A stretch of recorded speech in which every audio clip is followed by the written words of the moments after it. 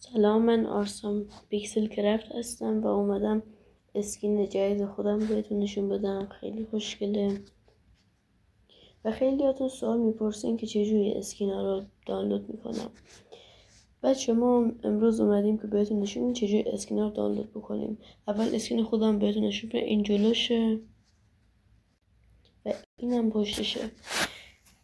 اسکین خیلی قشنگیه. خب بریم برای اینکه بهتون بگم چجور اینو دانلود بکنیم یا اسکین ها رو بتونیم درست بکنیم.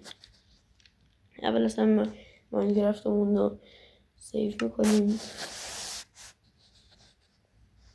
از ماینکرافت میایم بیرون.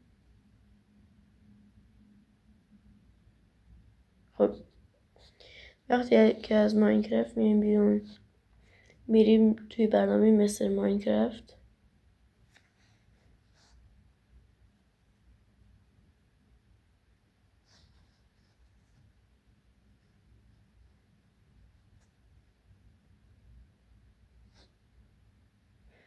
و اینجا زده که بعد روزانه بهتون پول میدم، پول توی ماینکرافت. میایم با این یکم پایین تر میذاریم رو اسکین ها. وای میسیم. بعد اینا رو میاره بالا. من الان این اسکینم اینو دانلود کردم و همین شخصیت ها و کاراکتر همه اینا رو داره. حالا دیگه من مثلا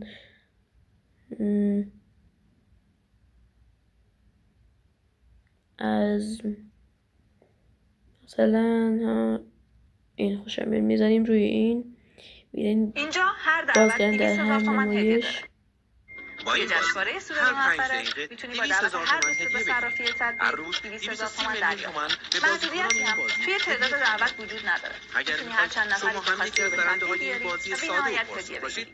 پس همین حالا با چند تا کلیک ساده کد دعوتت رو بساز و درآمد رایگانت رو شروع کن. 2 نفره هدیه بگیر.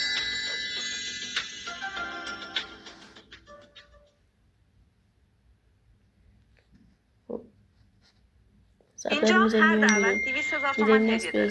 توی جشنواره سود موفره میتونی با دعوت هر دوست به صرافی تبدیل 200,000 تومان دریافت کنی. محدودیتی هم توی تعداد دعوت وجود نداره. میتونی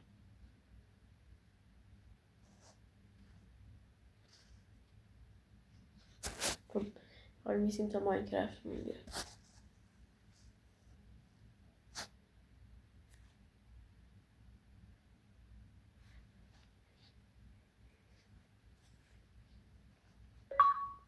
خب ما در صفحه بالای گوشی میبینیم که اسکین واسم نصب شده.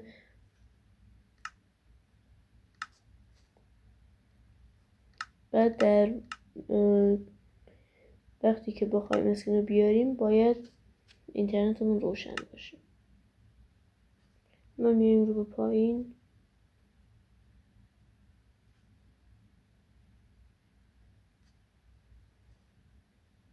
وایسیم کم باید وایسیم تا اسکینمون بیاد. من ویدیو رو استوب میکنم تا وقتی که اسکین بیاد. خب ما یه بار اومدیم بیرون و دوباره رفتیم داخل ماینکرافت. تونستیم که باید یه بار بیایم بیرون بعد بریم. ما در پایین صفحه اسکین رو میبینیم و دکمه پایین صفحه رو میزنیم و میبینیم که الان اسکین تن ماست.